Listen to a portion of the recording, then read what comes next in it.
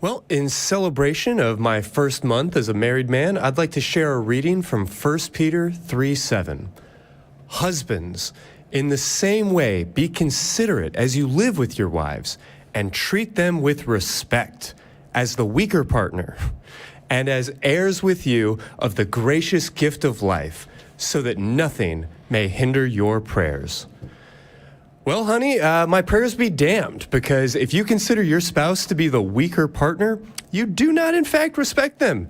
If you want your partner to show you respect, the respect that you deserve, maybe try thinking of them as a person first, as an equal. Don't expect anyone to submit to you. Expect compassion, compromise, and if you're half as lucky as me, captivating conversation. And before you run to the comments to tell me that I've taken this verse out of context, I assure you the preceding verses do not make this any better. So, Jesus Christ, if you can tell me or explain on any level, help me understand how this book can help with your marriage, with your relationships, or with your family dynamic, please give us a call, because the show is coming right now.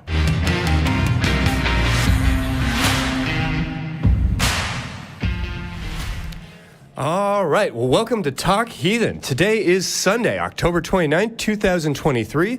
I'm your host, Christy Powell, and joining me today is Johnny P. Angel. Hey, it's great to be back. It's been some time since we've done a show together. Yeah, it's been a while since I've been on air. I'm feeling a little bit rusty, but I've got that kind of exciting Halloween energy. I mean, this is when us evil atheists are at our greatest power. That's right. The moon and the stars are aligned in such a way that our unholy energy it flows naturally through us, as though we are reverse lightning rods for evil. I'm not going to unpack any of the physics of any of that, but I'm excited. I'm here live in studio at the Free Thought Library. Let's take a look at our incredible audience here to cheer us on and channel some of that satanic voodoo. Christy, have you been to one of those Japanese sushi restaurants where they put the sushi on the little track? Oh, yeah. You get the boats sometimes. Yep. That's what Trick or Treat is for atheists, because they bring the children to your house where you can then just indoctrinate them and or eat them one by one. Yeah. All right. Well, now that we have effectively demonetized everything we're about to do, I should tell you that Talk Heathen is a product of the atheist community of Austin, a 501c3 nonprofit organization dedicated to the promotion of atheism, critical thinking, secular humanism, and the separation of religion and government. We are a live call-in talk show with open lines, so get your calls in. We're at 512-991-9242 or from your computer at tiny.cc/callth. Okay, well, let's jump into the question of the week, our Talk Heathen to Me segment. Last week's question, we asked you, you are in hell. What is your job? Our number 3 answer came in from Nick Perkins, who says, my job in hell is untangling earbuds for eternity. I think that's one of those cruel punishments that's just in a certain way. You just wind them up right the first time. Yeah, well, so that's why it's a punishment. If you were the type of person who doesn't properly wind them up, then you have to spend all of eternity paying your penance for that. Send me a direct message if you want to know how to do it best. Our number 2 answer comes from Brandon Chaddock, who says, in hell, my job is explaining to religious people why they didn't get into heaven.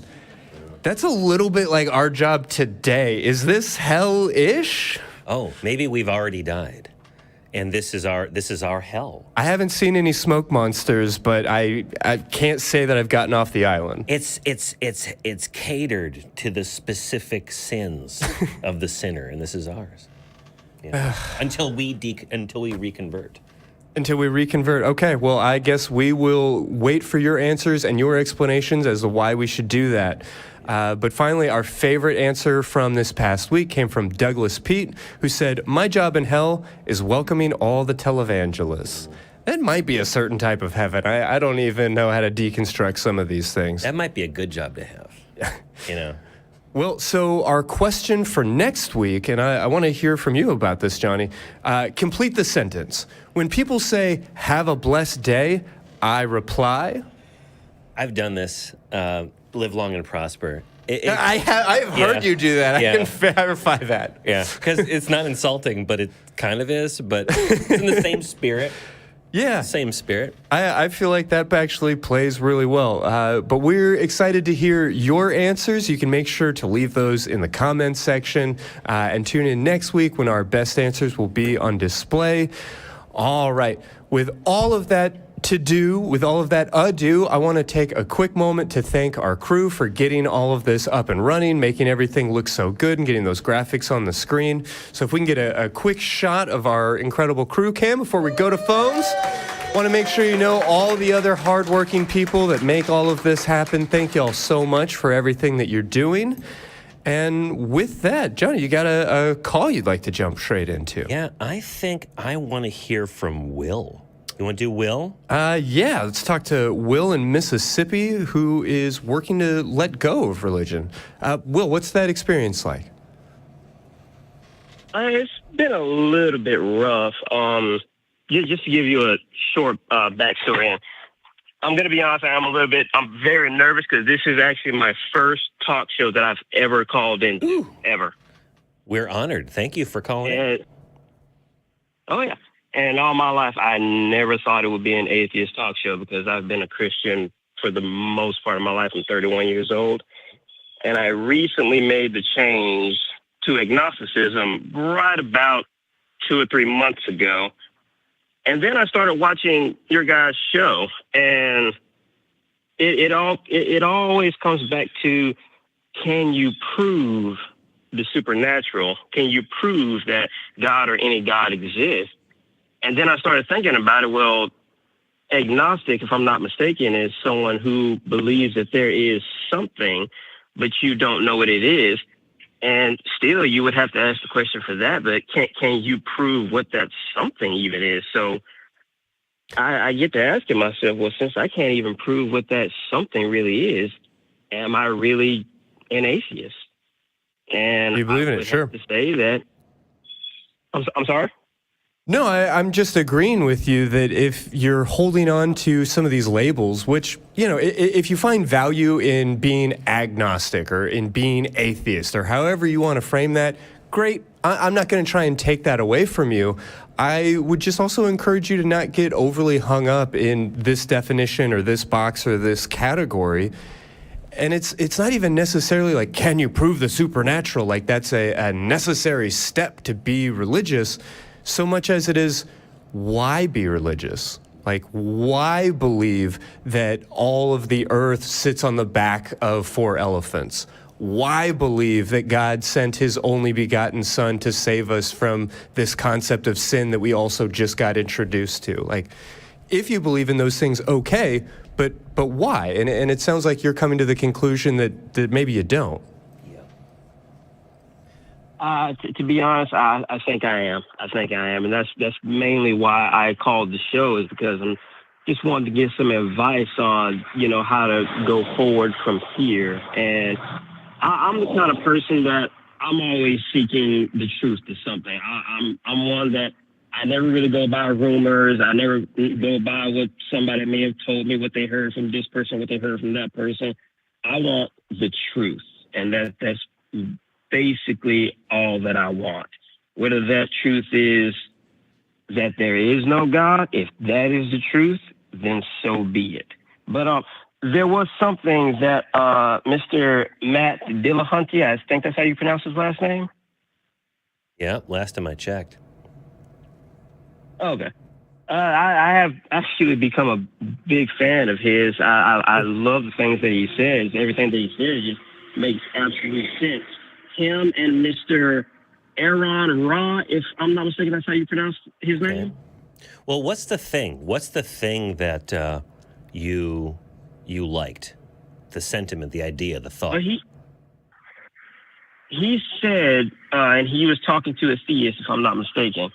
He asked the theist that if you die and you get to the afterlife and the God that you have worshipped for so long is not actually the real God. It's some other God, and that other God asks you, why didn't you believe in me? Mm-hmm. And then I started saying, and then he said something else after that. He said that he would even ask himself, him being an atheist, and he dies and he gets to the afterlife, and there is a God, and that God asked him, why didn't you believe in me? And he said that, well, I've never seen you, I've never felt you, I've never heard you, I never had any sufficient evidence to say that you are real. And if the God of the Bible is a true and righteous God, which lately I've been really doubting that because of the things that I have read and the things that I've come to realize, a true and righteous God would say, okay, I understand. But that just hasn't been the feeling that I've been getting from the biblical God. Well, let me ask you this. Why is faith, why is belief in the existence of a supernatural being, why is that a virtuous act? Why?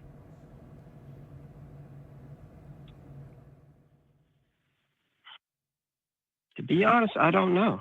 Me neither. Because I mean, we've been told over and over and over and over again that it is virtuous, that by going to church, by being a Christian in most of the cultures I've been a part of, you are automatically virtuous. He's a good church-going man is kind of the refrain. But it's just that social reinforcement.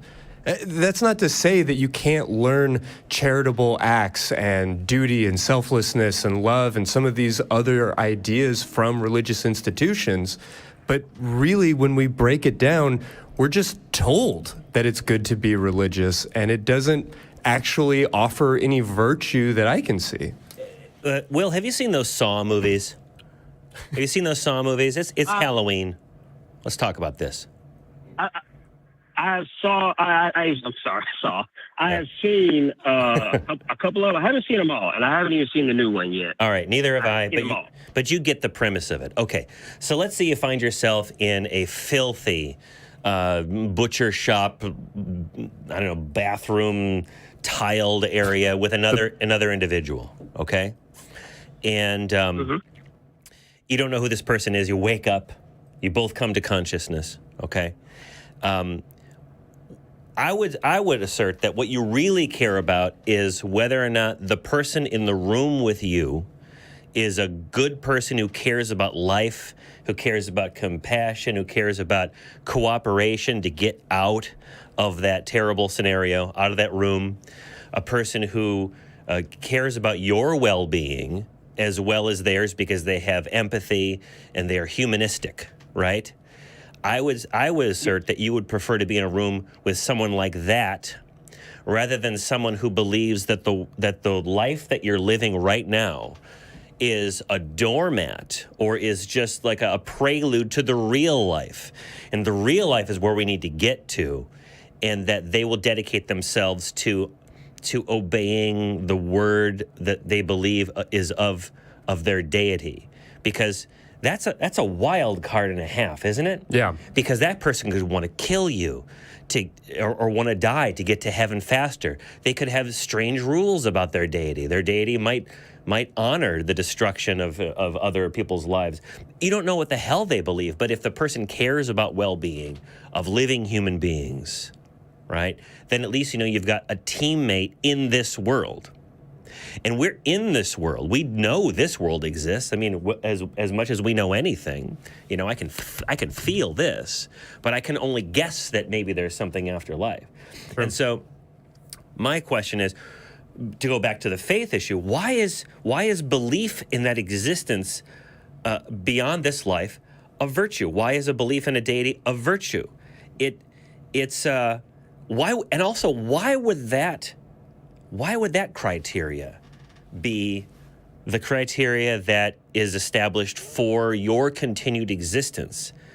It doesn't seem, it seems to go contrary to every other concept of right and justice and reliability and the kind of people we want to be around in every other aspect of life. And yet we're told, like Christy said, that's one of the highest virtues: faith, hope, and love. Yeah, I mean, in the evangelical background I came from, that was the only answer to the only question that actually mattered. Anything else, like your charitable works, I mean, all of these things were insufficient.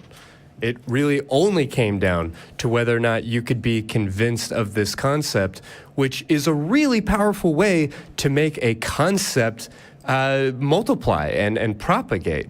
It's not a great way of validating that concept. Oh, you mean repetition? Just the idea that it's the only thing that matters. Oh. If I tell you that believing in God is more important than absolutely everything else, then you are much more likely to believe in God, but it doesn't make the question of whether or not you should believe in God have any validity. Yeah. Yeah, well, that was one of the things that got me in my earliest days is they were really pushing this idea that you had to believe, and belief was the most important thing, and that if you didn't believe, you were bad. But I just don't get it. I personally, does not make any sense to me. And if you could think of a reason why faith in the existence of an omnipresent yet eternally absent deity is one of the highest, if not the highest virtue, I'd love it if you could explain it to me. Anyone calling in, please do. To be honest, I really couldn't, because I have asked people this question before. Do you necessarily need a book? Do you necessarily need the Bible to tell you that it's bad to steal, or that it's bad to kill, or that it's bad to take advantage of people, or anything like that? Do you necessarily need it? Because there are many people that I have met that do not believe in God at all. They don't read the Bible. And they are pretty good people. They're pretty decent people. I can have very good conversations with them, no problem at all. And that is another question that I've asked you. Do you necessarily need that in your life? Well, I mean, that's not even what the book is for. It's all about this question of faith. Even you miserable sinners and the prostitutes and the fishermen and the awful people, however we want to start labeling everybody, it doesn't matter if you're, quote, a good person. It only matters that you have faith. And where does faith come? But hearing the word of the Lord. So this book is really just a chain letter that's trying to propagate itself. It's you have to read this book, and you have to share this book with other people who have to read this book so that they can share it with other people, and on and on and on and on. And if you don't, you'll get in one eternity of bad luck. You know, Will, you said something that made me think of two of my friends. They own an Indian restaurant here in Austin, Texas. I won't say the name of it because I feel like I'd be promoting a business, but they're fantastic. I'll find out from you later. They're on East 7th. Do the math. But anyway, she's a Hindu. She's a Hindu, mm-hmm. and she's got a giant statue of Ganesha that her atheist husband had shipped from India in their home, right? He thinks it's all bullshit, pardon my language. And but she's wonderful, just a wonderful lady. And during the freeze, they were distributing food and water to people in the neighborhood, both at their restaurants and at their home location. He was doing it too, not to please Ganesha or Vishnu or any of those people, just because it's a good humanist thing to do. So you obviously don't need the Bible to do good things for humans on earth. And I would argue that the Bible doesn't even really care if you do good things for humans on earth. It's focused on the next life. The idea, of course, is that if you are saved, if you are a godly person, you will do good things. But it's not focused on that. Look at all of the patriarchs of the Bible, all the heroes of the Old Testament, certainly, and arguably in the New Testament as well. They're not necessarily good people. In fact, I was reading through the Bible a couple of years ago, and I got through the book of, was it Joshua, I think, and I made note that every single person was a garbage person. Terrible people in the Bible, and these are supposed to be people we look up to. And I suppose I could recontextualize those biblical figures and see that they're doing all this great work. But when you really look at it from a human level, you wouldn't want these people as your neighbor. That's for sure. And certainly if they were your child, you would scold them. Oh, that's my thought. Fair to say. How is all that landing with you, Will? It's laying pretty good. It really is helping, to be honest. I recently came out to my parents. It was not as bad as I thought it was going to be. My mom, she was pretty understanding about it. My dad, on the other hand, we did have a little bit of a spat, but my dad, just like me, he's a very understanding person. Once I really explained to him why, because I mean, you need evidence for everything else in this world. Sure. Just about everything else in this world, you need evidence for. Why can't we have evidence? Why do we just have to believe? I mean, if I told you that there's a pink elephant in my backyard and I live in Mississippi, are you going to believe me, or do you want me to show you proof? Well, of course you're going to want me to show you proof. You're not just going to take it on faith, as I hear a lot of people tell me. You're going to want to see that pink elephant. Sure. You're not, and it goes back to the. Because people have asked me, well, how did the universe get here? Okay, well, it's the same with the pink elephant. If I tell you there's a pink elephant in my backyard and I can't tell you how it got there, you're automatically going to say, oh, God must put it there. Yeah. And that does make sense. I heard somebody say it on your show one time. I can't remember who it was. And that does make sense. It does. And I told my dad that, and he said, well, yeah, that does make sense.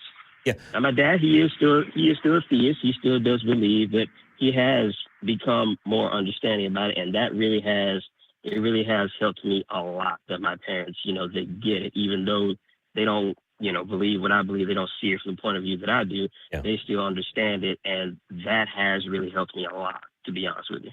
Well, you see on this show and other shows on the network that we put. Well, actually, we don't put it. We say that they're a theist. We say they're an atheist. We say they're agnostic. Christy was hitting on this before. The labels aren't that important. They kind of get us in the ballpark of where a person might be in their state of belief on physical claims and stuff. But when you talk to family members, and you've already come out to your family, you don't have to say, I'm an atheist, I'm an agnostic. You can say, just talk about the specifics of your belief state. Yes. Like, I'm having questions about this, and I just don't think that I find it to be convincing that this is true. I'm open to getting more evidence, and whatever it might be. I'm open to hearing more about it, but at this point, I just don't think that there's good enough reason to believe, at least not for me, and maybe I haven't seen anything. Now, that's going to invite them to come forth with, Here's my personal experience about the one time where, the whole truck burned up, but the Bible sitting on the front seat didn't, or whatever. Like and the trees, yeah. That's always hard to talk about, but it sounds like you are in a family relationship where you feel understood, where you feel listened to. I know that deconstructing your faith can cause a lot of loss, cause a lot of mourning and grief. How are you handling just the distress of your experience?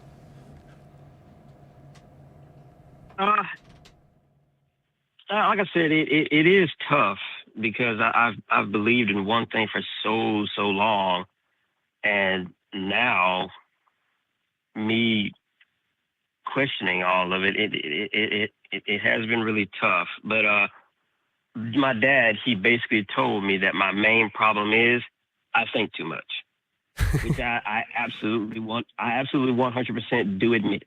I do think too much, like you guys were saying earlier. I can appreciate that.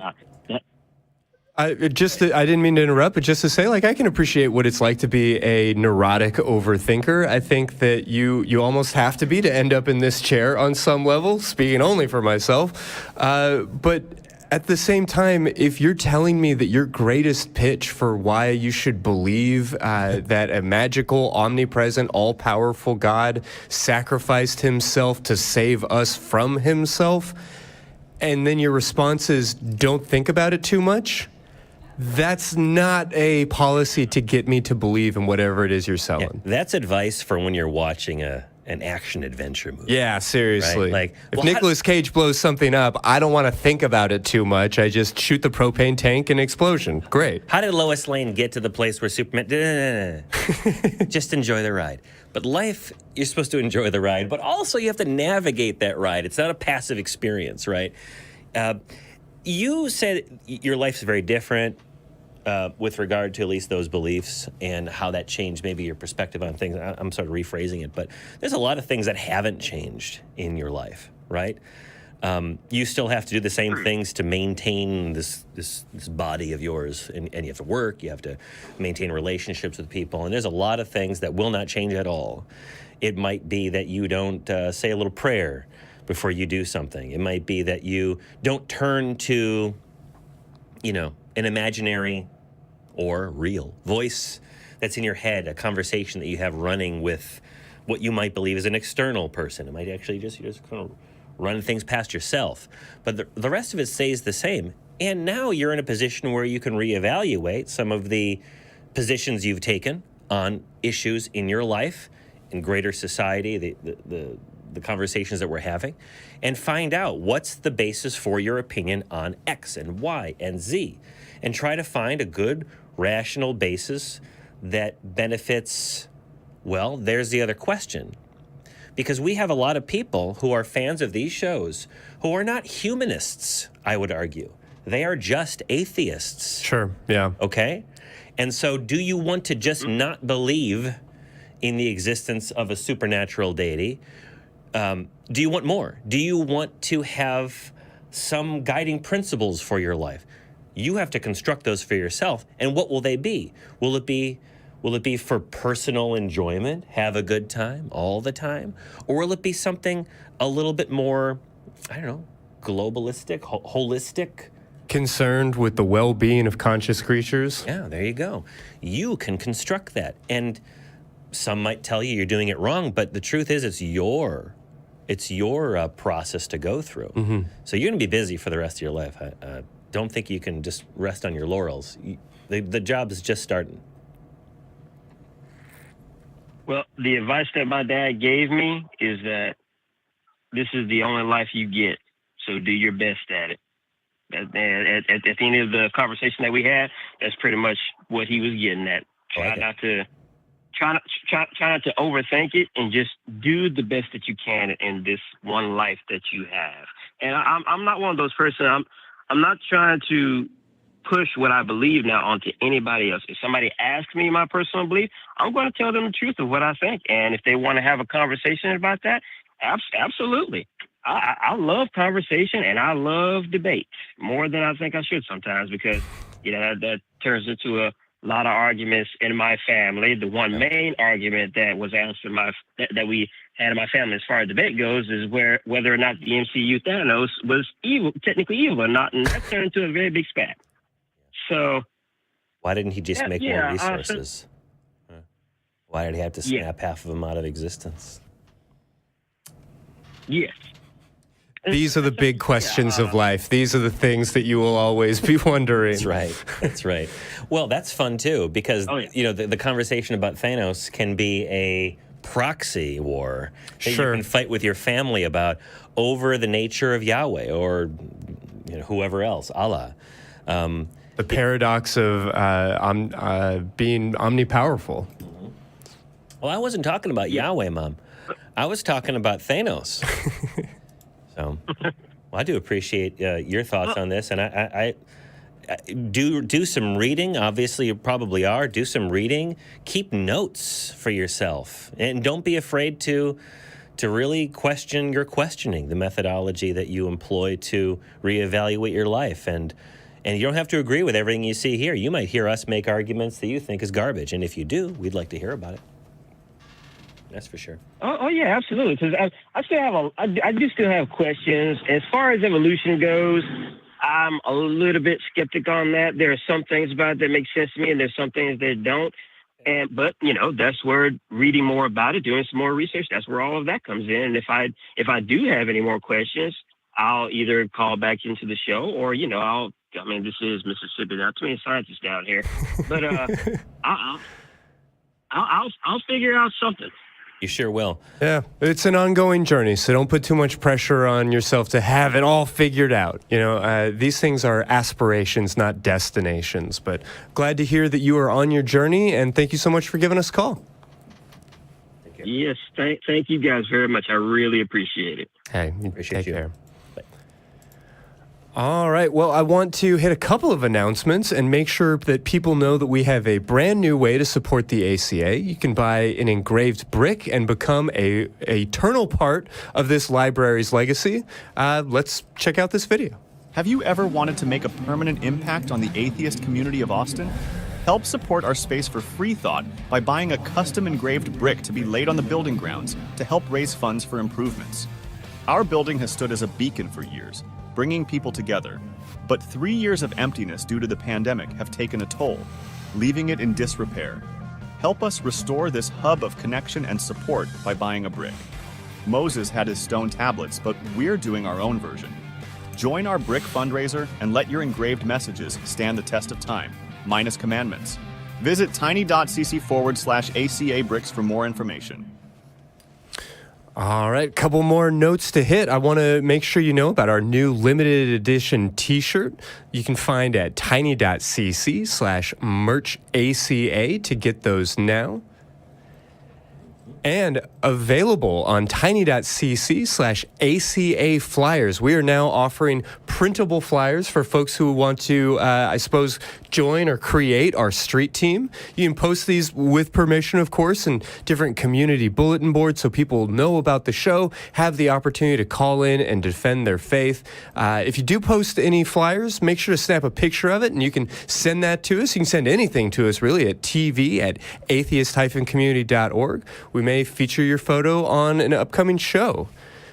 Can I say something about that? Yeah, please. Were you on a street team, by the way? You seem like somebody who, as a teenager, maybe have joined like some crappy local indie band street team. Oh, is that just me? No, I've never been that cool. Oh my God, am I cooler than Johnny? Oh, yes, all right. Yes, easy.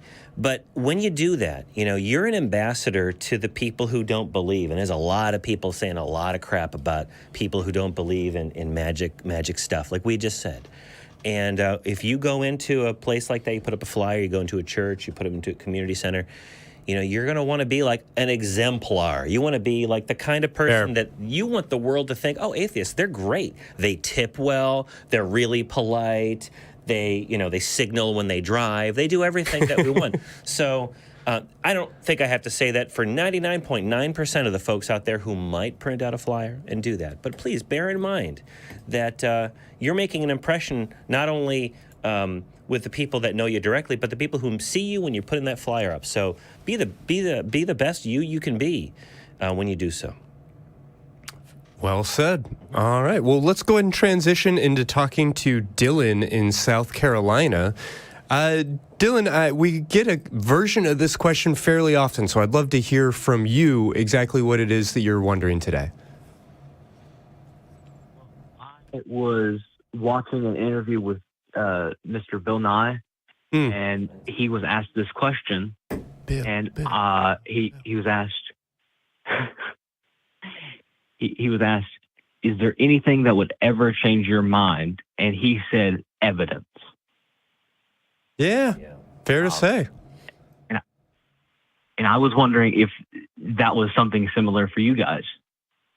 Yeah, I mean, look, we can try and quote, define evidence. Some people will say the trees themselves, the beauty of the world around us is evidence. And sure, I guess if you want to call that evidence, we can call it very weak evidence because we can explain that evidence with much more reasonable, much more rational narratives. So evidence, what does that mean? What would it require for me to believe in a God? I don't know exactly how to answer that question because I don't want to make it one specific thing. I don't specifically need God to appear in my living room and hand me some golden tablets or some magic reading stones or anything in particular. I just need something which would trigger the same level of belief or understanding as anything else in my life. Like, I have evidence that cell phones work because when I pick up my cell phone and make a call, it actually works. I don't fully understand the how and the why or the any of that, and that's okay with me. I trust that there are other people who have looked into it, other people who do, but I believe in my cell phone to work because it works. And until I see some prayer doing something, until I see anything coming out of this all-powerful, all-loving God to demonstrate his existence, then it's all just because somebody else told me that there was a God. And I would really like for any evidence of God to not just be the words of somebody else. Yeah. We do get into that conversation a lot. We had callers on AXP some weeks ago talking about, well, I want to get into what you would accept as evidence before I present you with any evidence, but ultimately it's going to just be the Bible and my feelings. Yeah. And that is such a common, I mean, it's like basic high school level debate bullshit to say we're going to have a debate and not use the Bible at all, and then you never get past like the opening paragraph before it's like, and now we're reading. Yeah. That one just grinds my gears. It really grinds your gears. I'm trying to find, I'm having trouble here finding it, but we had talked about it before. Like it's, information that makes, I'm trying to find the legal definition of it, and I don't have it off the top of my head, but you might have the Bible is proof that the Bible is true. Well, that's very circular, right? Sure. You could say it's evidence, and I've had conversations with some folks that are on the show and not on the show about this, that biblical evidence for the reliability of the Bible is, to the extent that it's not evidence, it doesn't help me believe or not believe anymore. To the extent that it is evidence, it's such shoddy evidence that it's effectively not evidence. And I always go back to what would be admissible evidence in court. It's relevant, material. It's not in any way privileged, but that's not the case. But there's got to be some way to verify. There's got to be some checks and balances to make sure that the information that you're getting, whether it's a document or live testimony or whatever it might be, expert testimony, can be examined and gone through in a way where you can test the veracity of the truth value of it. And so whatever it's going to be, it's not going to be something that was written down in a book umpteen thousands of years ago by people who I can't cross-examine and who have never seemingly been cross-examined. I always thought, like, well, if I went to heaven would be, or hell, or someplace that I would find that there is a state after death. But of course, then I would wonder, am I hallucinating? Am I actually dead? What does any of this mean? Yeah, because I've had dreams, like most people. And so I really don't know, but it would have to be something in the form of evidence that I could spend some time examining. We get calls of fast-talking Charlies who want to walk us through, or I should say, run us through, rush us through. Yeah, read us their scripts. Scripts and analyses, and they use the big old words, and I'm just a simple fella, so I told someone at my work, I'm a slow boy. I need to take my time. I need to pull the argument apart and make sure that it actually makes sense. And that's how I'm careful to not fall for bad evidence and bad arguments. And I still do. But it would have to be something that I could spend some time examining it. Also, if I've got until the day that I die to make a determination on this, why does everyone talk so darn fast, right? Slow down.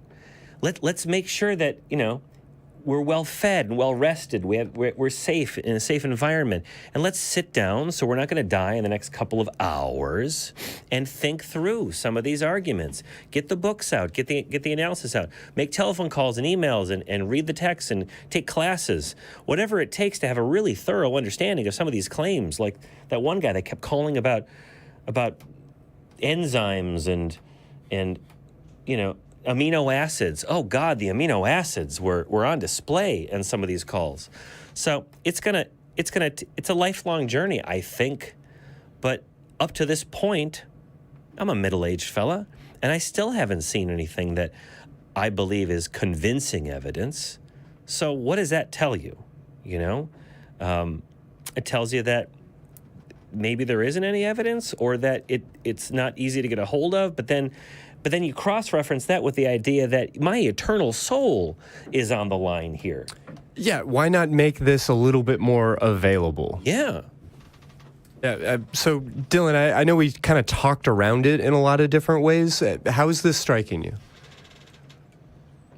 What it's telling me is that if there is evidence, it is definitely really hard to get out there. And you guys, being much older than I am, haven't even seen it. So for me to see it would be miraculous. Yeah. Yeah, and I recognize that there are plenty of people who might listen to this and say, well, I have evidence of God. I can feel him in my heart. I can, these different things.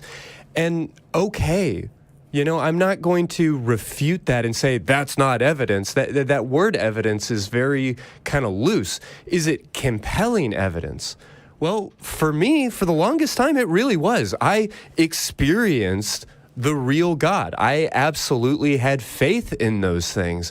It wasn't until I got a little bit older and I started learning about how hallucinations work. I started learning about dissociation. I started learning about hypnosis and about my own neurodivergent brain, the impact that a couple of power chords strummed on a guitar in a dark room at just the right time in my adolescence, those things made me feel and believe in God.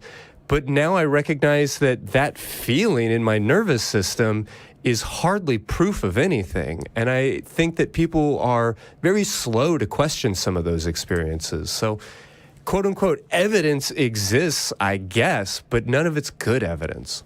What about you, Dylan? What are some of the things that you feel is missing that if it were plugged into your mind, your understanding, you'd start believing?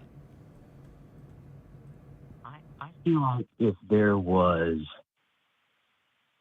evidence that the people in the book existed, that would help string along more of their claims. If we found the Shroud of Turin, if archaeologists were, seeing the tombs and found the bones of so-and-so, that would at least help? Yes. Yeah. I think that there was it Nineveh or Jericho? I think it was Jericho. There was some years ago, people thought that Jericho, and people in the comments, I know you're going to do it anyway, but I'm on to you. If I got the city wrong, correct me and be really mean about it because, I'm an idiot. But there was one city in the Bible that was talked about in the Bible, and archaeologists hadn't found it. And then they found it, or at least they found what they think it is. I think it's Jericho. And then biblical scholars, apologists, we'll see proof. It's proof. These atheists. There was a place that existed. But was it Joshua? Who did the trumpets? Yeah. Yeah. But that doesn't mean Joshua, the wall of Jericho. That there was a Joshua and a trumpet and collapsing of the walls, right? That just means that Jericho existed. It was an early pre-Bronze Age collapse city-state. I mean, the classic example is that there's a New York City in Spider-Man comics. Does that mean that there's a Spider-Man's? Yeah. Does that mean that J. Jonah Jameson is the real menace? And I don't think it does. But yeah, so that would help. But so with that said, where would you go from there? So how would you get past, Jericho exists, Johnny, Joshua exists, but you still have to get to the point where there's supernatural activities and there's a God that's guiding people. What evidence would you need for that, beyond that, I ask you? That is a good question, and I would have to think on it. Yeah, think about it. Christy, you have any? No, I guess I'll just sort of repeat. I appreciate this question, is there anything that would change our minds? And I have to say, yeah, there are lots of things, at least hypothetically. In a world of infinite possibilities, I can name a bunch of things that would convince me that there was a supernatural, that there was an all-powerful God.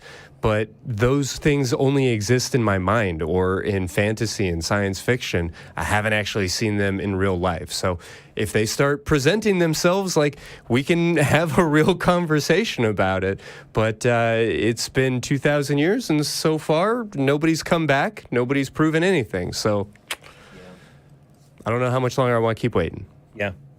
And also, there's a lot of folks out there who have these, and of course, folks who are Muslim, folks who are Hindu nationalists out there exist as well in a big way.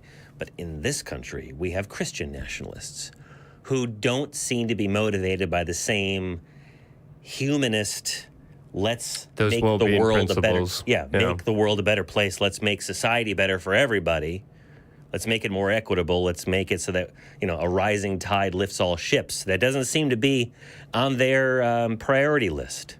I'm not naming names for obvious reasons, but why do we allow that? Why do we allow those kind of people to be in positions of power? Because folks who don't believe, folks who believe but believe in social equality and all those things don't speak up enough, right? So it gives me pause and gives me concerns, and it seems that we're heading in some pretty negative directions. But the game's not over yet. We're still pressing on, and we're not giving up. But that's my thought on that. If you can think of something a little bit beyond, something more specific than just evidence, believers out there, if you've got it, call in with it. Please, let's share it with the world. Yeah, I can predict it's going to be, look at the trees. I had an experience. He exists in my heart. I have a personal relationship. I've prayed for things and it's come true. I tell my friends, and I do actually have friends, that it's never anything good. I've been watching this show for some years now. I've been on the shows for some time. Well, Christy, you've been around for even longer than me. And it's never anything good to prove that any of these supernatural claims are real. It's always some flim-flammery. And gosh, it makes me wonder, maybe there isn't any good evidence for the existence of the supernatural. But, I can't quite get over that hump and say that there isn't any, because there could be. But I haven't seen it. Yeah, hard to prove a negative. Yep, sure is.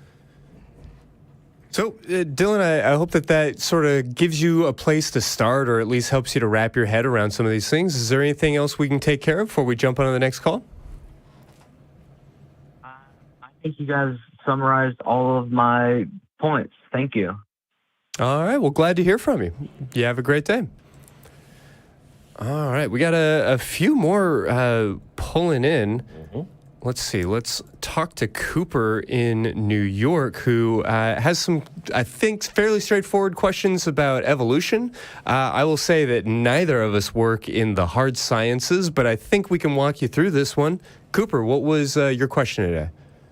Sure thing. Well, guys, first off, thanks for taking my call. Most appreciated. My question is this. If we all started out from one cell that could self-replicate, are we related to things like dinosaurs and even to a further extent plants? Plants and mushrooms and all of this? Yeah, that sort of thing, yeah. Yeah, that's my understanding. Yeah, I mean, I think it depends on how you use the word relate, but I think that you can make the argument that all life on Earth is connected and has those common ancestors. I've heard some theories that it's at least theoretically possible that there were a handful of different sort of microorganisms or sparks or beginnings of life, and maybe a few of those eventually came together. But I don't know that there's a whole lot of veracity to that, and it's all conjecture anyway when we're looking back that far in the record. Ultimately, though, single-celled organisms turned into more sophisticated organisms that turned into this, that turned into that, in this long series of death and rebirth and death and rebirth. And yeah, in these branching chains, you do have everything from blue whales to brontosaurus to humans somewhere else in the between. Yeah. I just think it's pretty cool. I think it's pretty cool that I'm related to a Tyrannosaurus Rex. Yeah. Yeah, I was talking with some of the folks here at the ACA. We're on a call, and I was saying, well, I'm walking my cousin down the street to go hang out with my cousins, and I'm stepping on my cousins right now.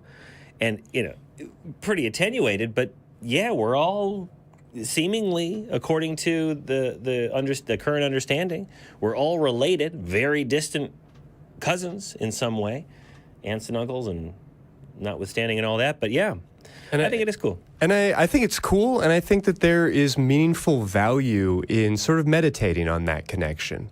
You know, I'm not trying to be overly metaphysical or spiritual about any of this, but recognizing our commonality with other humans, recognizing our relationship to other conscious creatures, really just being aware of the fact that all life on this planet is in the same boat and working together and against each other in these sophisticated dynamic forces. I think that's at the root of being truly compassionate and understanding to the world around us. So I would encourage you to embrace that idea to a certain extent, to lean into it in whatever way feels right to you. Yep. Yeah, I have, because like the knowledge, and I've been meditating on it for quite some time now, the concept that really we are all family in this human endeavor that we're on. Yeah, well, even more on this living entity endeavor that we're on. My dog is my cousin, right?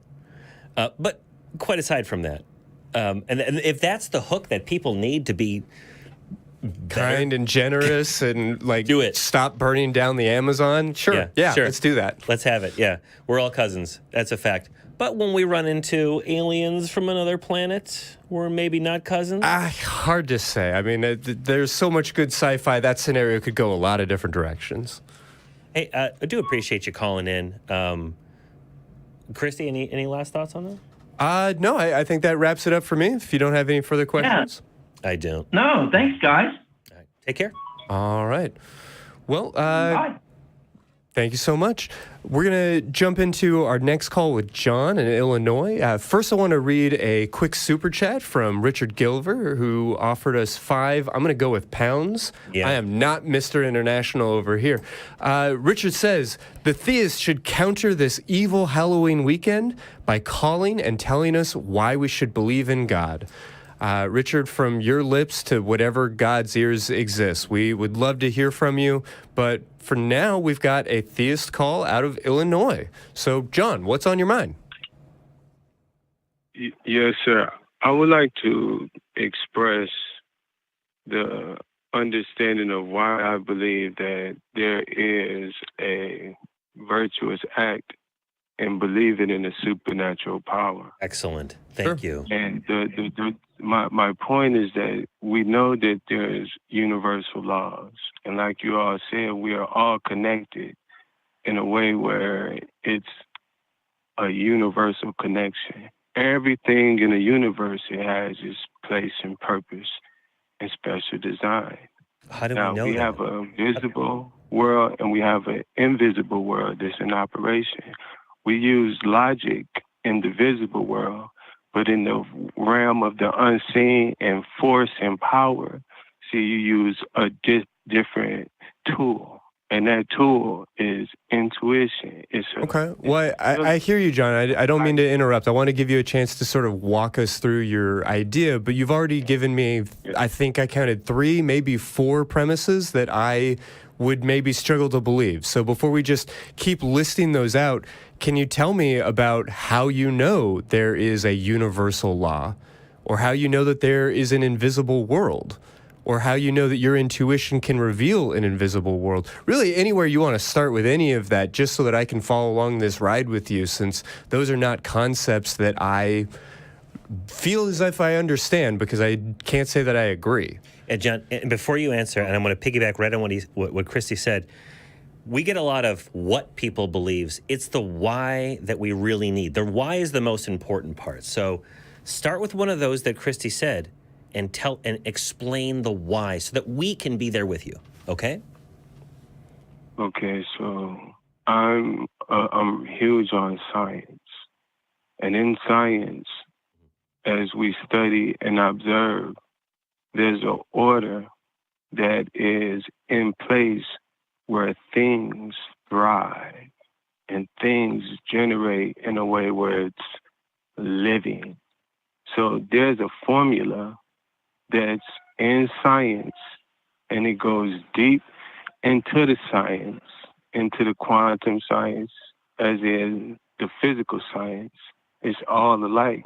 But the universal code is the same. It's invisible. Something, it's an order. Now, in order for that order to be in existence and do what it do,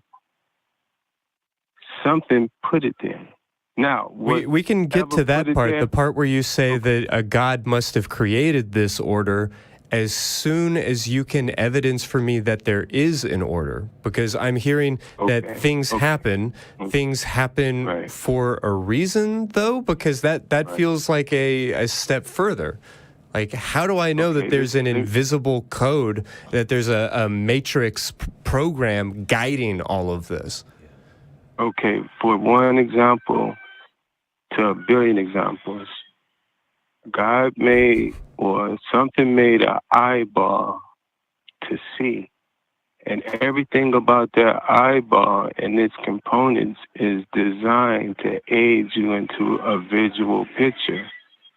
So now that is a perfect design, perfectly put in a How is it perfect, though? Because I can't see X-rays, and I can't even see as well as most other people, and I can't X-ray? see What in do the you mean? dark. I don't know that this eyeball is perfect or that it was designed by God.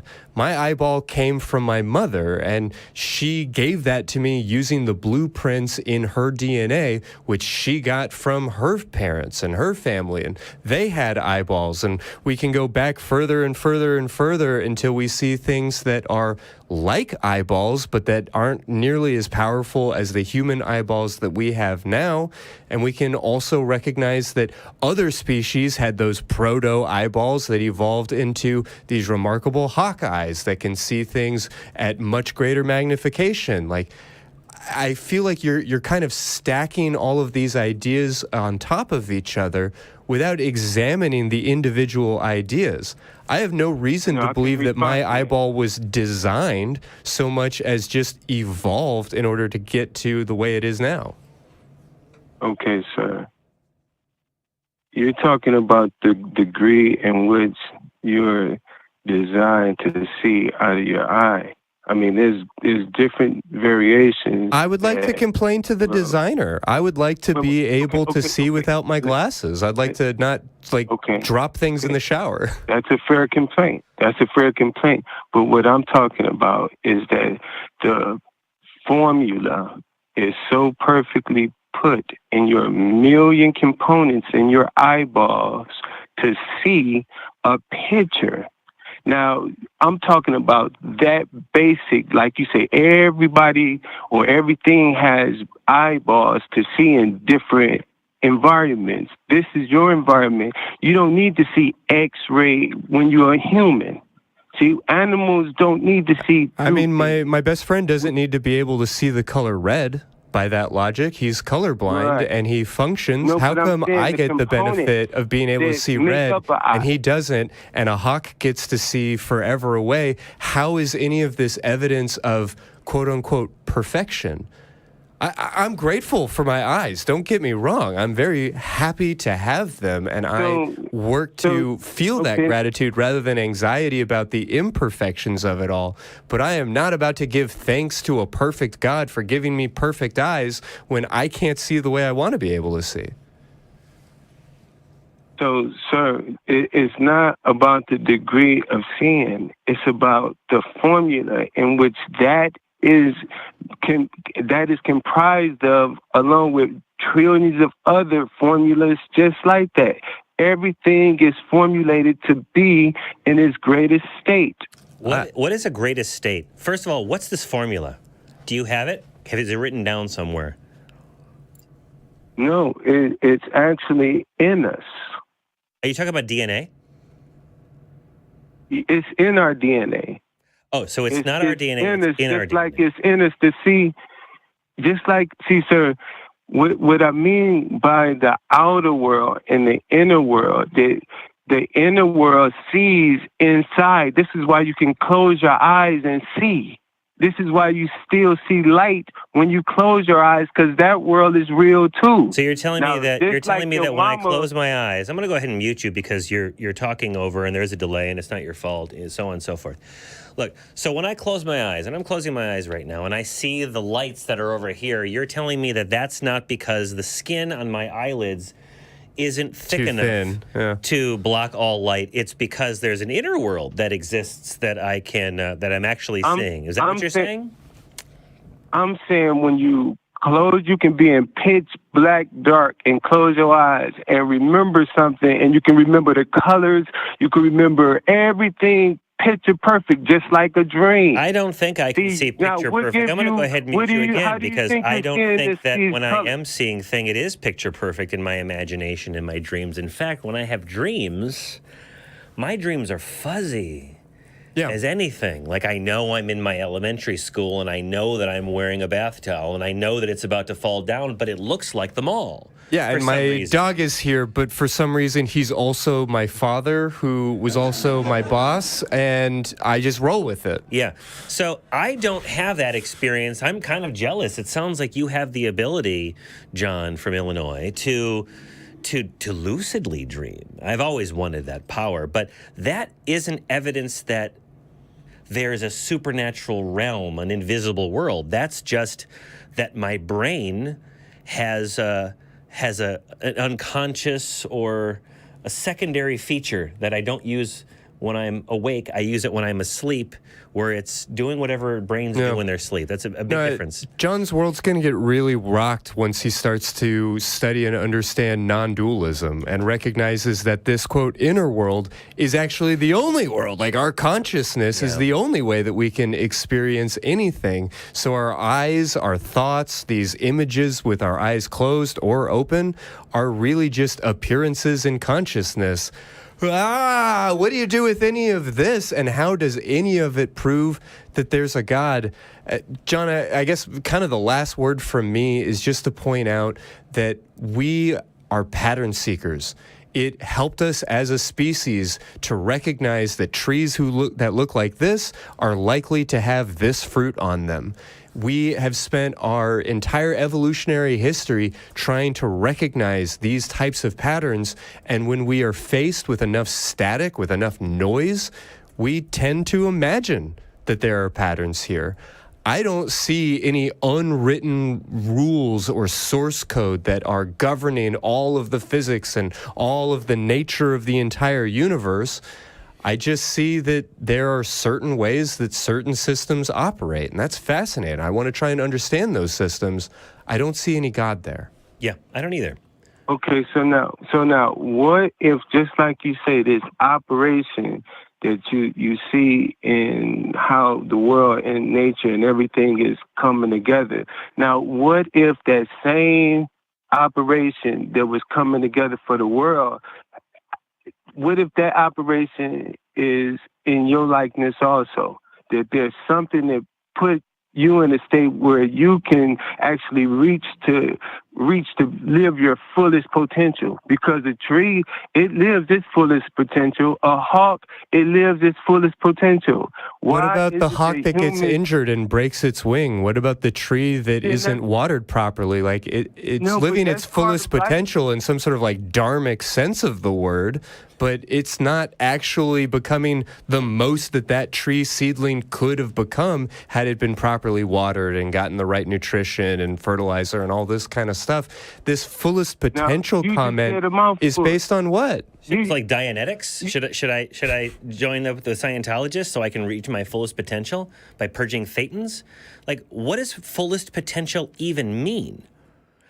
For example, wait, John, I got an example. Okay.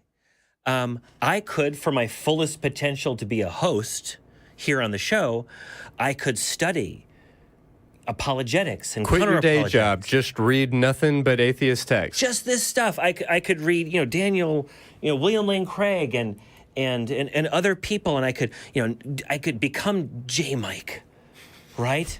I could grow a beard. I could do I really do feel like J. Mike might be my fullest potential. I haven't achieved it yet, but I'm working towards it. Okay, and John, that's a joke, but it's also true. I could quit my life, and I could just focus on being the best possible host, my fullest potential. Or I could do what many people want me to do in the comment section, and I could go do something else. I could go paint, and I could just paint and reach my fullest creative potential in painting, sculpture, drawing, interpretive dance, perhaps even. I could forget all that. I could become a dog trainer. I could go to the gym, reach my fullest potential by becoming as swole as humanly possible, right? What the heck does fullest potential mean? Tell me, John. Exactly what you just said. Now check this out. Fullest potential is when you immerse yourself in the moment and you actually produce the best result in the moment. So whatever you're doing, you're operating in optimal state of mind. Yeah, you're saying best, you're saying optimal, you're saying good, you're saying full, you're saying all of these adjectives and superlatives, but what actually is that? What is anybody's dharma? What is anybody's best case scenario? And how do we measure it and decide it? And I love my life and I love my career, but I could have definitely taken some other paths. And who knows, maybe that guy would be happier. Maybe somewhere out in the multiverse, there's a version of Spider-Man who's me. That could be incredible. But I don't understand what this, quote, fullest potential is, how we can measure it or understand it. I feel like as a person-centered... Yeah, I mean, I'm going to let you respond to all of this, but I guess I will just say that I have been trained in a school of thought that people are experts on themselves, that they can be trusted to work towards their own self-actualization, and when they are given the necessary resources and insights, that they will naturally grow in their best possible direction. And none of that has anything to do with the universal laws of the universe or any of these concepts that feel really squishy when you throw them at us. Invisible world, yeah. Yeah. What is thy response, now, John? Now, what you just said is perfectly worded to actually actualize into your higher self. Now, that same application you put down on the flesh to, like you say, work on your flesh, you have a conscious too. And if you understand that your conscious can be shaped in a way where it's in a higher state, then now you're living in your ultimal, because everybody... Higher and ultimal are just more superlatives, John. Yeah. I'm sorry to nail you down to this. Okay, but I'm sorry. Let me say I think we all know how to get into a higher state, John. But what do you mean by a higher state? What do you mean by it?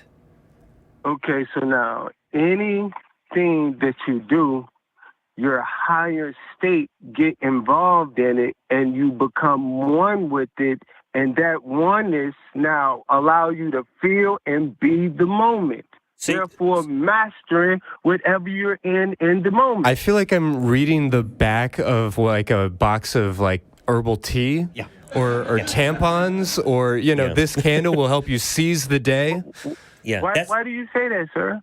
John, I can tell you why. You don't think that's true? No, because these are platitudes. So Christy Not stopping cliches. Yeah, it's cliche. John, you're fuzzy. You're really fuzzy. Not just the sound of your call, but like the words and sentiments that you're expressing. The resolution on your worldview is very blurry. You're talking about invisible worlds, you're talking about higher selves, you're talking about formulae and things like that, but you're not getting into any specifics. To live a life, one has to have enough specifics to navigate it. I can't just use Snapple cap philosophy to get through and to feel meaning. Maybe you can. I need a little more than that. And maybe we're asking too much of you, but I don't think so. I think that if you could get into more specific examples to really tie it down, because nothing you've said makes me believe in a supernatural God. Nothing. And I'm really trying with you. This is Talk Heathen. We're nice here. Okay? So try again. Go ahead. Try one more time. Yes. Okay, so now there's a universal law called balance. And this is set in place so that there is a balance and things flow. So everything has a balance to it that exists. What are some of the things that are in balance? I have to stop you. What are some things that are balanced, and what are they balanced with? Have you ever heard the law of polarity? So there's a cold. If it's a hot, there must be a cold. If it's, up, there got to be a down. So the law of balance says if there's a masculine, there got to be a feminine. See, so there's a right and a left. So there's a balance. This is why you stand on 2 feet. You balancing with your 2 feet. See? So it's a balance in everything. It's a negative charge and it's a positive charge. So now something created us to be in balance. You can look at the body in itself, and it regulates itself. The ears, it keeps the ears, the eye, everything is balanced. When our water or our blood is getting too out of whack, the body regulates it. So balance is just a universal law. So now when you have a conscious and you have mental and you have feelings, now what do you can't, it's invisible. So I have to ingest the invisible with the invisible. So if that's the case, something created it with a universal purpose to regulate itself. So then I study the invisible world just like I got to study the physical world. I study the physical body. I study what I got to do in order to generate a positive charge. What does your studying look like, John? What does studying look like for you? What do you do? As far as what? Well, you said you have to study these things. I study everything. What does studying look like? Where do you go? What do you do? Do you sit down at a desk or a table? I do it all. I study when I read and I'm focused and I'm learning information. Great. I study when I'm out in nature. Right. What are you reading? What are some things that you're reading while you're studying? I'm curious. I read science. I read self-help. I read psychology. I read astrology. I read. I read things that only help me and propel me into getting into the next moment with a positive charge. What book are you reading right now? The Way of the Spirit, the Spiritual Man. The Way of the Spirit, the Spirits of Man? Yes, sir. What's the name of the author? I'm not sure right now. I had a book. Do you have the book right next to you, or is it in the other room? No, I'm actually in the car right now at the job. Okay, just making a private call. Well, I would like it if you put in the comments the name of the book and the name of the author. I'm curious as to the studying that you're doing. I'd like to glance through that book. My study is universal. I don't leave nothing out. And this is what I'm saying. John, yes, sir. That's aspirational at best. But, to get good at something, you have to do very specific things that are not universal. Like, for example, to get into good physical shape, you need to eat well. You need to probably work on your flexibility, your cardiovascular health. You need to lift weights, perhaps, or perhaps you have different abilities that your body will allow you and not allow you to do. Nevertheless, you're working on specific things: reps, weights, range of motion. You're counting your macros. You're doing all these things that a person does. You don't just, I do it all. No, you do specific things and you list them off and you're always juggling them. So when I ask you how you study, you do it all. You don't. That's a fib. You can't do it all. There's so many hours in the day, John. You're doing specific things, and I'm trying to get what those specific things are so I can get a better understanding of where you're coming from. And I think that you're so focused on the comprehensiveness of what you're doing that you're walking us through this flowery field, and we're not even identifying the plants or the animals, and we don't know what the weather's like. You're just, I'm just here. We're here in nature. No, you're amongst trees or grass, butterflies or insects of some kind, right? Do you follow me, John? Yes, sir. Great. So a little more detail. So you're reading that book, and it's in there. Is the author Archimandrite Aemilanos of Simonopetra by any chance? I almost feel like the crew just made that up They to make you could've. read that. Yeah. Is that the name of the author? No, sir. Who? Okay, well, what's... Wait a minute. Let me see.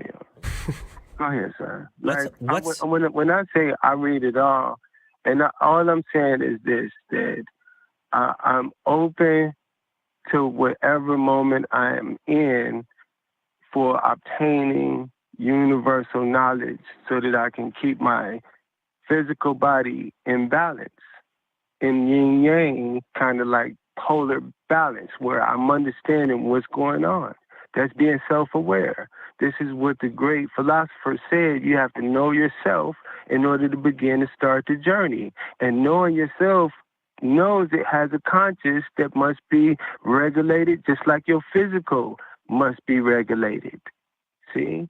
I still don't I understand do not see. how Yeah. any of this leads to belief in a supernatural God. You know, I'll just maybe encourage you, John. We've been at I this think for it works. nearly a half hour, and I'd really encourage you to go back and listen to your own arguments. I mean, you don't have to like type it out. If you really do have an interest in becoming like a formal professional debater or something, there could be some value in really studying your apologetics here. But just to say, you have walked us through so many vague and nebulous concepts that after almost 30 minutes of questioning you about it, I don't feel like I understand anything more about your worldview than when we very first started. In fact, I think I maybe understand it less as we get into the invisible world of these universal laws. And I am not saying that there isn't something there. I am going to say that you have not presented it in a way that anybody outside of your own mind is going to really find it intelligible or credible. So let me ask you to sharpen your A game a little bit, to work through some of these ideas and to come up with some more specifics that feel less like these thought-stopping cliches, less like these platitudes of balance and universality, and something that we can actually like really hold on to. Yeah. Like for example, like what would be an example there? Because I'm real, like I'm not real good at this. I really like the opportunity for my religion or the way I view things be challenged. So I just appreciate you guys challenging my point of view. And I really appreciate like you all intelligence. I mean, it's brilliant how you look at the world and how you can actually pave your own path. I think it's a brilliant way to exist. So I don't knock any of what you're doing, because to be able to walk and pave your own path and still be in a sense of good standing is a hooray. Yeah, I really appreciate that. And I know I said I'd already given my last word, but I think to kind of build on what Johnny was working up to a moment ago, I have, in a certain philosophical sense, like paved my own path. I am, in fact, unique among the 8 billion people on this planet, and nobody has lived exactly where I've lived or done exactly the things that I've done. But my philosophy, my scientific understanding, my rational conceptualization of the world and the universe that I exist in is built on the backs of culture, of science, of academic study. You can't just universally take in all of the everything and then pave your own path. You work to understand the world by looking at what other people have done to research, to investigate, to come to conclusions, to form narratives, to draw up theories, and you build your path, your unique path, based on that information that you absorb. So let me maybe encourage you to be less of a universalist and to dive into some like specific text and ideas. Yeah, and to go along with what Christy just said, you sounds like you're really good in trying to take as much information, as much of the universe in. I want you to think about how you rule things out as reliable, as useful, as true. How do you do it? Do you have a method that you employ that you can explain that makes sense? And that might be a helpful way of starting, because it's important to rule out false things. It's important to rule out less than useful or not counterintuitive, but counterfactual things, right? Because there's a whole lot of information that's wrong out there. But if you just accept it all as true and universal, you'll never get anywhere, right? If I'm trying to sell you a car and you come into the car dealership and you say, I'd like to see some cars. I have this car, this 2003 Venza. I want to sell you. And do you have any questions about it? And then you say, well, tell me about something specific. Tell me about the mileage. And I say, oh, but there's the universal concepts, and there's an invisible world that you're going to be navigating while you're navigating the visible world. And when you close your eyes, you can see with the brightest colors that you see when you're awake. And there's laws, and the animals, they all go along, and they all have the same. It's in the DNA. It's not the DNA, and all this stuff. And you're like, There are nice cars, and this car provides balance to those nice cars. I have answered none of your questions about the fuel efficiency of that Venza, for example. So that's what I'm talking about. Work on that. So let's just so I can have just a more understanding of the example. You say try and connect your inside world with examples on the outside world. Is that what you were advising? I don't even know what the inside world means for you. Oh, okay. You haven't explained that in any way. I have thoughts and memories and dreams and aspirations and fears, hatreds and things like that. Is that my inside world? Or do you actually believe that my thoughts and feelings have their own existence? Some sort of null space that can only be described by abstract mathematics that exists inside of the... Yeah, it gets really, really out there. If you are interested in more study, if you are interested in some place specifically, I might investigate Sam Harris's writings on non-dualism and working out the connection between that, quote, inside world, outside world, invisible, visible piece of things. But in any case, I hope that this has been at least somewhat helpful, and I really do appreciate you walking us through some of your understandings for the underpinning of the universe. Hey, well, I really appreciate you all listening and giving me the opportunity to share my thoughts. And like you all noticed, I don't have it all together. No one does. But I'm trying, and I'm doing my best to, make it in this world that we live in. So I just appreciate you, and definitely I will take your advice and try and be more practical with my journey. So I appreciate you all a lot. Hey, well, take good care. Remember that these questions are again, aspirations, not destinations. You're never going to get it all figured out and come to a complete unified theory of everything, but we do appreciate the pursuit. So Thank you so much for calling, and give us a try back in the future.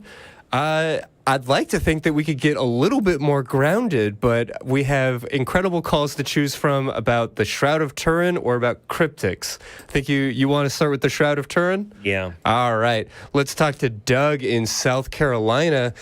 Doug, walk us through it. What did you want to say today? Well, just thank you for having me on here. I watched a couple of videos of Forrest, and there was one where he was having some critique of a creationist, and I thought the critique was honest, and so I thought, well, maybe I could have a conversation with you.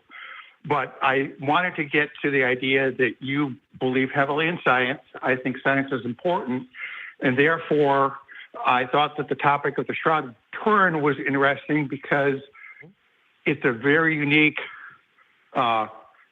piece of tapestry, and there are some inexplicable aspects of the Shroud of Turin, how it was created, how it was a negative, that no one would, there'd be no purpose of having a negative that would produce a 3D image, and therefore that raises the question, what caused that? And I believe that that is a solid basis for speculation that there was a supernatural force that created that image.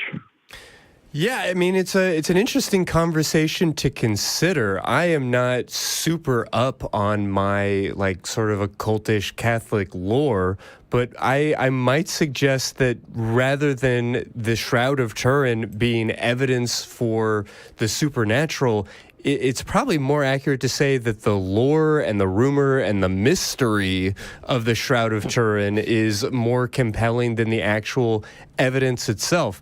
I again, am not going to pretend to be super well-versed in all this. Johnny, I don't know if you are more familiar than I am, but what I have recognized is that there are these sort of stories and rumors about these tests that have been done, sure, but there is not like a research laboratory at some college or university that is in possession of and doing experiments. Fair to say? Yeah, no, I'm not entirely sure about that. I'm looking at NBCnews.com. This is from 2018. There's a whole bunch of stuff on the internet.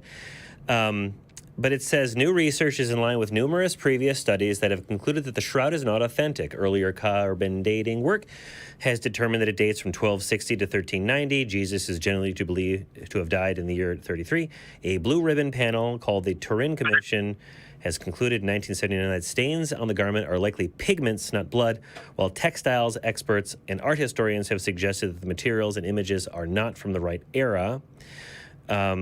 As early as 1390, about 35 years after the Shroud first emerged in France, I'm not going to say that word because I'm a stupid American, the Catholic bishop in Troyes wrote to Pope Clement VII that the Shroud was a clever sleight of hand by someone falsely declaring this was the actual Shroud in which Jesus was enfolded in the tomb to attract the multitude so that the money might cunningly be wrung from them.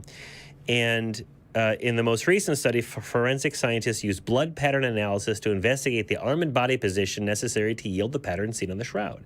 Using a living volunteer and a mannequin to model several positions, researchers determined that the patterns were consistent with multiple poses, which contradicts with the theory that Jesus was buried in the cloth lying down. And there's a lot more where that came from. Yeah, I'll point out that was over the course of 2.5 minutes of Googling while live on air. Yeah. You've come to those conclusions. So how would that feels significant. Yeah. How would we determine whether the Shroud of Turin is authentic? Well, if we wanted to use science, we would have to employ scientific methods. This suggests there's individuals here. Matteo Borini, a forensic scientist at Liverpool John Moores University in England who worked on the project, said the effort showed how forensic research can be used in ancient investigations. It sounds like that's the place you should maybe start in your investigation. But maybe you have already been there.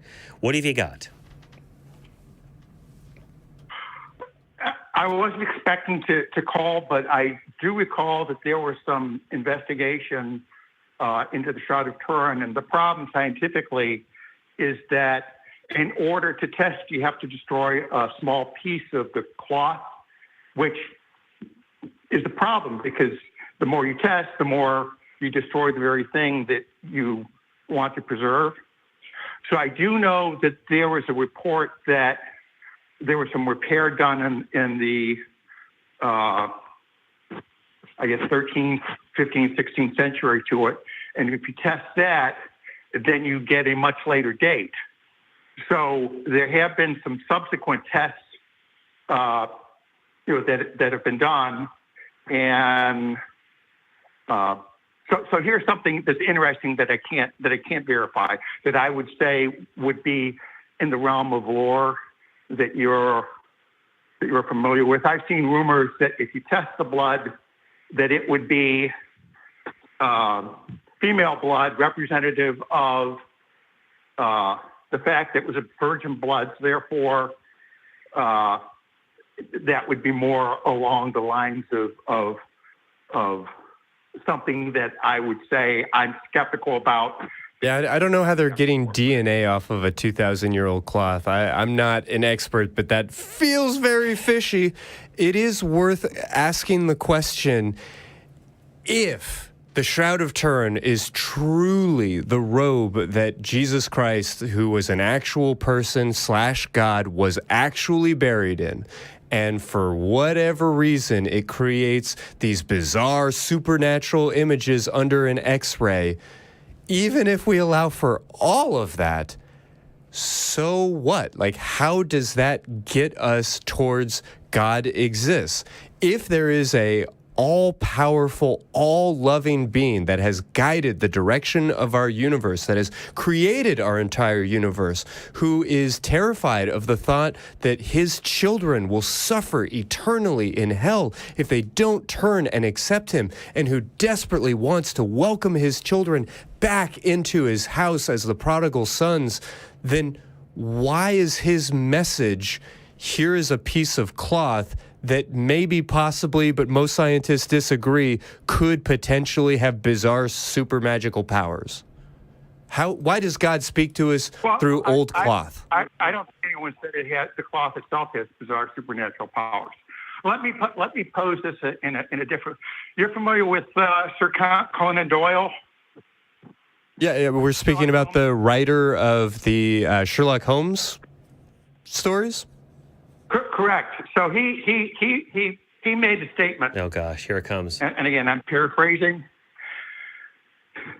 If you have an event and you subtract all the other logical, reasonable possibilities, and you have nothing else to explain that event, you must believe that.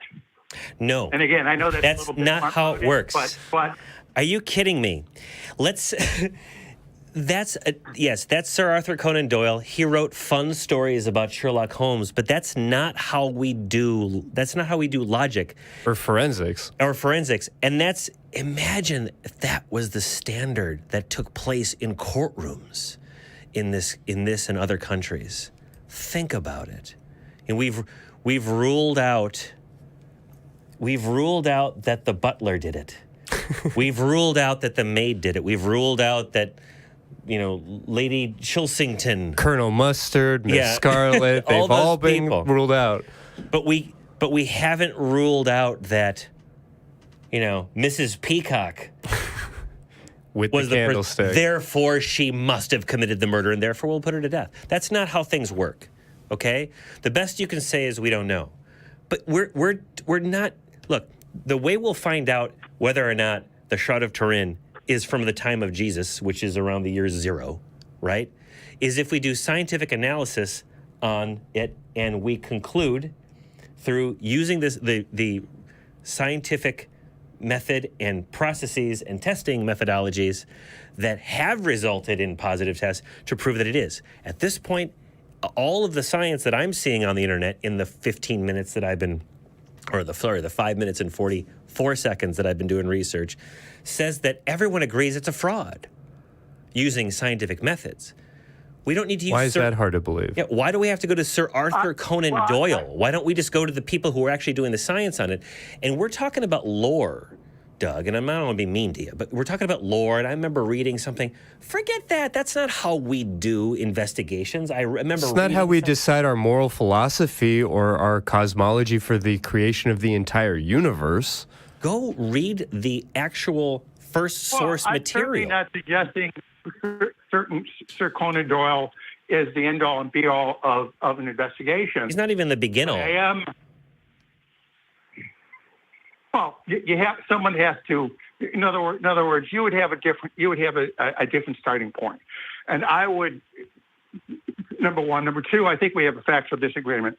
I think that there's more scientific study that you haven't been able to uncover. Then you can share those sources with us. Don't tell me you read something once. I'm not yelling at you, Doug. It sounds like I am. You can share those sources with us from scientific journals, not from the National Association of the Shroud of Turin is totally legit .biz. Send us those source materials to read, and I'm interested to see if it exists. Okay, lore ain't gonna do it. Lore is like right next to freaking legend. I can tell you again. I didn't know I was going to call you. I will tell you, there's a Jewish photographer. Okay. Who was amazed by, and the reason. I mean, he is resistant to Jesus being the resurrected Lord, which in a sense gives him credibility because he's not looking for the conclusion. Sure. And I apologize. I don't know the individual's name. Schwartz. And so is his name. His name is I'm trying to find his first name. I'm finding this in the Windsor Star. Look, all this stuff can be found. So, just spend an hour if you want to. Put together a little white paper if you want to. And we can engage in a conversation, but you're going to have to bring specific evidence. Yeah, here he is. There is no paint on this cloth, says a photographer. That's not going to change my moral philosophy. Barry Schwartz is the name of the guy. So, again, but Christy made a good point. Like, okay. So part of the problem is that, I was surprised because you wanted a topic. Yeah. And again, I didn't know that you were going to ask me to bring up a topic. So that was what I thought would be interesting for your audience. No, it's great. And obviously, it's great. Bring your A game. Read up on it. Give us a call again. Let us know what some of the evidence, what some of the things you're looking at are. I am just far from convinced based on the conversation we've had so far. But you know what? I want to say this to all the people who thought about calling. Doug called. Doug had something. I'm talking to you too, Doug. You had something. You wanted to call in and have a conversation. Just because I don't agree with you, just because we're not following along with you, just because we're pushing back doesn't mean we don't think you're awesome for doing so. All right? And honestly, it's a better conversation than the last call that we had. Yeah. Because we're getting closer to specifics, right? On the last call, we're talking about the universe, both the invisible and the uninvisible. And here we're talking about something concrete, something that we can talk specifics about. And we can actually do research about it because we've identified a subject matter rather than everything. So, yeah, you were a Minuteman. You jumped to action. You gave us a call. You weren't expecting a call. So would you call back maybe with a little bit more information, knowing that you're going to be welcome back on the show? In fact, we're going to be salivating. In a good way. All right. I appreciate you guys. And glad we could have a good back and forth. Absolutely. Hey, thank you so much. All right. Well, we're definitely going to need to hit that call about cryptics because I already previewed it. I'm excited. First, I want to give out a couple more super chats. Ben9 Lives wrote, "Invisibility is undetectable." I will hold on to that considering some of our earlier calls. Wait, is it though? Yeah. No. It's platitudinal. It makes no sense. I still don't know what invisibility is or undetectability is, and I think that's kind of what makes it so beautiful. Hey. Miranda Rensberger also mentions that Conan Doyle also believed in seances. So let's maybe stop using him as an example of how to reach conclusions. Dead fiction authors, not usually the start of the scientific method. You know, so Sir, no offense, last caller, but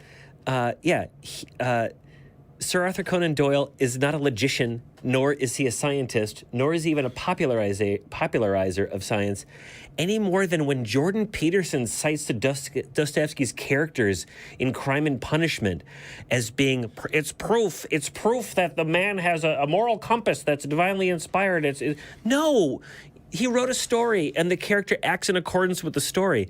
If that were the case, right, that people always had this moral compass that was imprinted upon them by, I don't know, metaphysical substrates and the chaos dragon, then why are there so many people, guilty people, not all people, but guilty people in prison who've committed heinous crimes with no remorse whatsoever, right? Stop going to fiction to get your guidance unless it's in a kind of, loosey-goosey kind of way. Yeah, be mindful about how you consume it, how you relate to it. Exactly. I love fiction, but it's like, I'm kind of having the same experience as, name your favorite fictional character. But then I have to make my own decisions based upon real life stuff, not, it worked out for Paul Atreides, it'll work out for me. No. All right. Well, we're getting a little bit long, but I want to talk to Dan in Canada. Dan, tell me about, just lay out your question for me because I'm fascinated where this might go. Thank you for taking my call, gentlemen. Mm-hmm. My question comes from what I've seen online, and that is a lot of the online Christian presence has a strong belief in cryptids being real. Oh, man, yeah. The Leviathan wandering the earth. Really? Oh, Fantastic. yeah. I didn't know that. Okay. And, I live in Canada, so, Bigfoot's up here somewhere. In Northern California, Dan. Yeah, I thought that was Sasquatch territory. Yeah. But, okay. So, cryptic creatures, and if their discovery has any impact on non-believers, is what you wanted to talk about. Yeah, like, would Chupacabra being found and dissected have any effect on belief in something outside of what we've thought of as real? Could it lead you to the path of a deity because you found this thing? Yeah, I remember being in high school when we got our first real footage of giant squids, and went from them being this sort of mysterious corpse that had washed up on shore once or twice to something that we could actually study. And I don't know if that constitutes a cryptic. I don't know if it's on the same level as Leviathan or Chupacabra or any of these kinds of things, but it did not take away or change my beliefs about the cosmos. It just sort of fascinated me to realize that, hell, this earth really is big and full of crazy, crazy things. Finding out that there is also a Sasquatch might be neat. It might change our understanding of the food chain in a lot of ways, but it's not going to do anything to convince me that there's a God, because I have no reason to believe that these creatures don't exist for the same reason that all other creatures on Earth exist. I think I might change my mind if they discovered the fish that grants wishes, because then we would have the wishes. Right? There's a story. Yeah. The fisherman and his wife. That's a Brothers Grimm tale, yeah? Yeah. Von dem Fischer und seiner Frau is a German fairy tale collected by the Brothers Grimm. And it may be classified as an anti-fairy tale. Why? Because it's sinister and weird. Dark. And German fairy tales are the best fairy tales because they're terrifying. Yeah, but if they discovered another kind of a primate in some location, I'm okay, we just didn't see it before. It was really clever at hiding. Yeah. Right, that's it. Or Nessie. The black Loch Ness Monster fallacy. What's that? Just the black swan, the idea that just because we say there's no such thing as a Loch Ness Monster, until we find one. Yeah, that's it. That's as far as I would go. I would just say we didn't find one. It wouldn't lead me, but it would have to have magical powers, right? And even then, I would think that I'm hallucinating, or when I was looking for this magical fish, I accidentally ate a magical mushroom or something. So, yeah, how about you? What do you think? Well, I'm kind of hopeful that there's a God out there, so I'm always looking for evidence. And I've seen everything the History Channel's put out, and not very satisfied with any of it. But Glad to hear that piece of things. it would be interesting. Yeah. Can I ask you, Dan? You're hopeful for a God. Why is that? It's a complicated answer, but on two fronts. One, it would be really nice if some grand being actually, cared about me in specific. That'd be pretty cool. Okay. Yeah, as long as that character is not the God of the Bible or really many of the other gods that I've seen explained or theorized, the notion of some all-loving, all-powerful being does have an appeal. Dan, do you want to live forever? Oh, I don't think I know the full ramifications of what that means. Yeah, I think a tired sigh is probably the best answer you can give. Mortals? No. Maybe I rephrase it. Do you not want to die?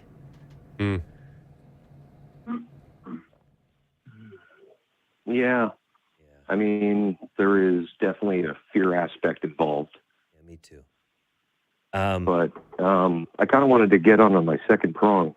Sorry, please ask. Show us your prong.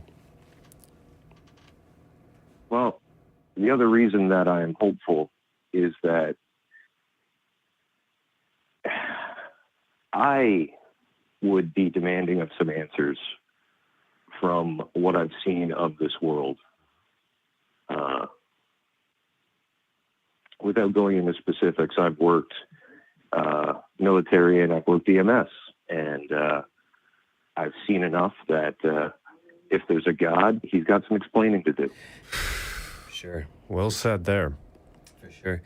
Yeah, you've done that kind of work. You've seen some of the worst things that can happen through the agency of humankind, and sometimes just through bad luck, vehicular collisions, allergic reactions, unexpected things. It's terrible. Yeah.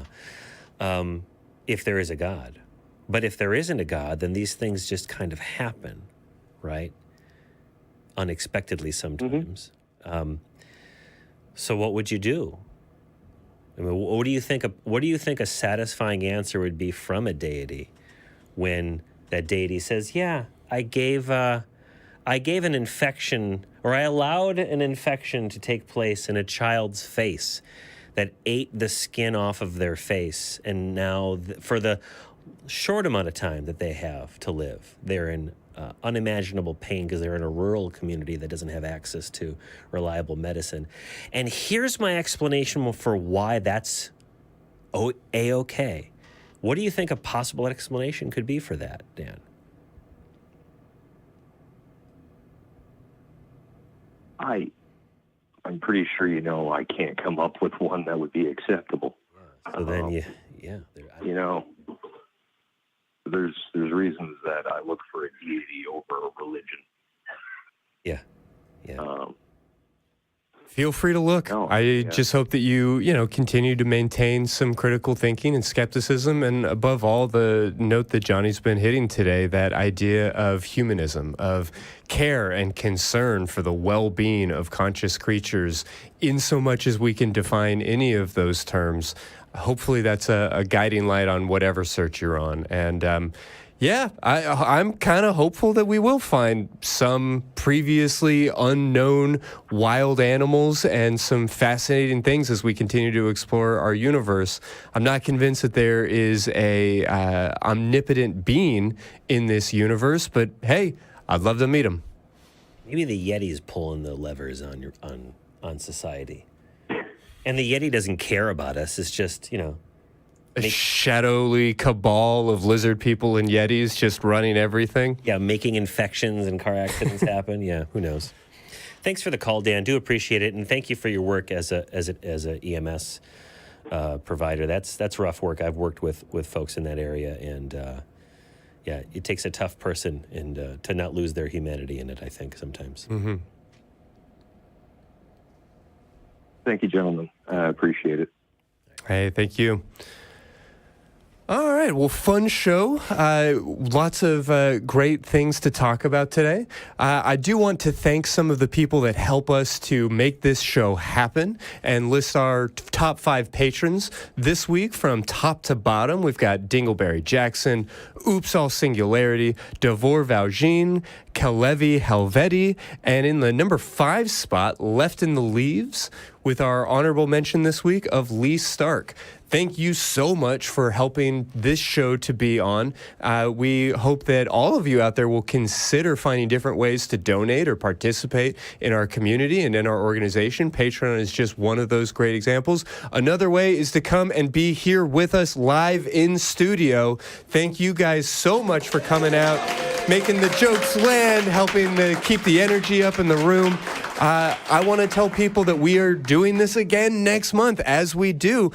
Coming up, it's going to be on November 19th. So November 19th, 2023, please join us for another live broadcast of Talk Heathen and Atheist Experience. Talk Heathen will be again hosted by me, Christy Powell, with very cool people, Forrest Valkai and Jamie Boone. That's going to be an interesting crowd to wrangle. I am so excited for all the tangents that will be going on. Oh, my God. AXP will be Forrest with Jamie the Blind Limey. The doors open at noon. We hope to see y'all there.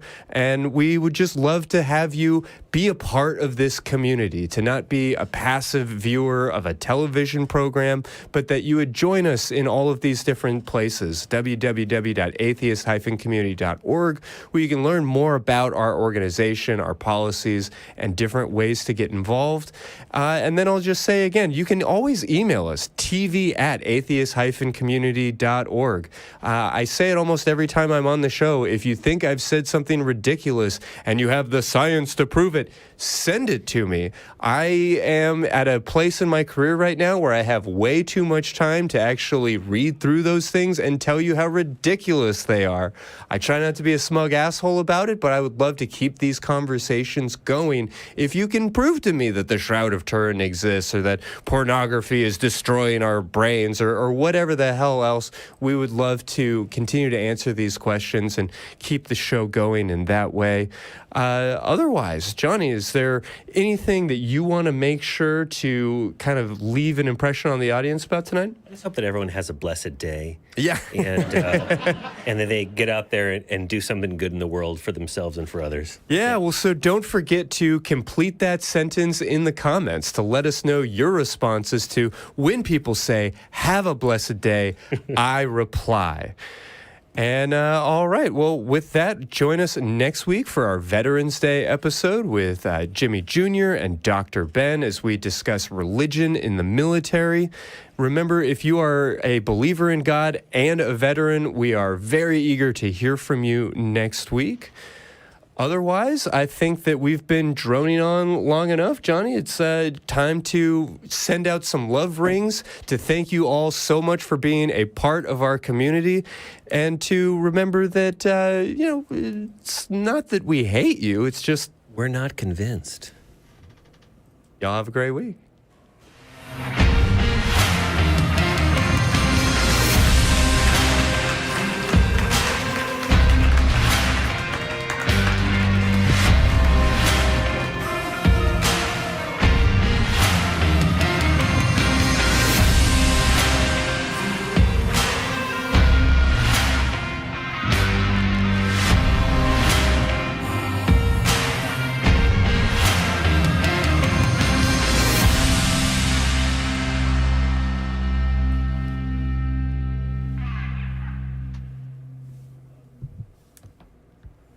We want the truth, so watch Truth Wanted live Friday at 7 p.m. Central. Visit tiny.cc/YTTW and call into the show at 512-991-9242, or connect to the show online at tiny.cc/calltw.